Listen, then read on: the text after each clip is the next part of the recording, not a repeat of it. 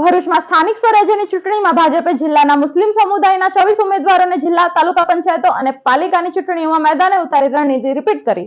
આમ આદમી પાર્ટીની સ્થાનિક સ્વરાજ્યની ચૂંટણીમાં વધેલી ઉમેદવારી, કોંગ્રેસની લઘુમતી વોટ બેંક, એઆઈએમઆઈએમના ઉમેદવારો અને બાપની હાજરી વચ્ચે બીજેપીએ એક મુસ્લિમ કાર્ડ ખેલ્યો છે। ભરૂચમાં ભાજપે 2 ડઝન એટલે કે 24 મુસ્લિમ ઉમેદવારોને ટિકિટ આપી છે। ગત 2021ની ચૂંટણીમાં આ આંકડો 3 ડઝન હતો, જેમાં ભરૂચ જિલ્લામાં ભાજપે ઇતિહાસ સર્જી દીધો હતો। તે જ રણનીતિને આ વખતે રિપીટ કરાયું હોવાનું લાગી રહ્યું છે।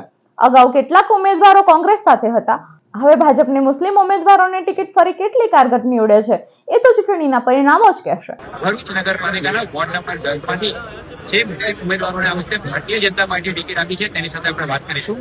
તસ્નીમબેન ગઢિયાલ તસ્નીમબેન, ભાજપ જીતતું નથી, આ વખતે શું આવે છે? 110% વિન થઈને આવીશું। પાર્ટી અમારો પર એટલો વિશ્વાસ કર્યો છે અને પબ્લિક સપોર્ટ કરે જ છે, કેમ કે આજે બી જે ઉમેદવારો જીતે છે ખાલી ઓલા શોભાના ગાંઠિયા જેવા, કેમ કે કામ તો અમારા આગળ જ કરાવવું પડે છે। એઝ અમે સભ્ય નહોતા બી હમણાં તક, ચાહે ફસલભાઈ હોય કે મેં, અમે લોકો આજની તારીખમાં બી 10 નંબરના વોટના મોટા કામ કરેલા જ છે।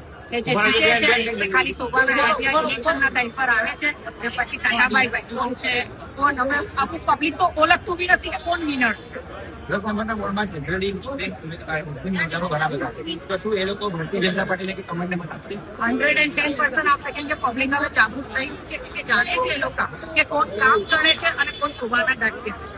એટલે આ વખતે તો બધાએ વિશ્વાસ આપો છે કે તસ્નીમબેન તમે લોકો આગળ વધો, બીજેપી પાર્ટીને અમે વોટ આપીશું। સાથે ફસલભાઈને બધા ઓળખીએ જ છે, આ 2 ન્યૂ કમર છે, બેન અને ભાવિકભાઈ, એને અમે બી મજબૂત કરીશું અને પાર્ટી એ લોકો પર વિશ્વાસ રાખો છે તો અમે પૂરી કોશિશ કરીશું અને પાર્ટીનો બી એ લોકોને પૂરો સપોર્ટ રહેશે, પબ્લિક સાથે બી અમે સપોર્ટ કરીશું।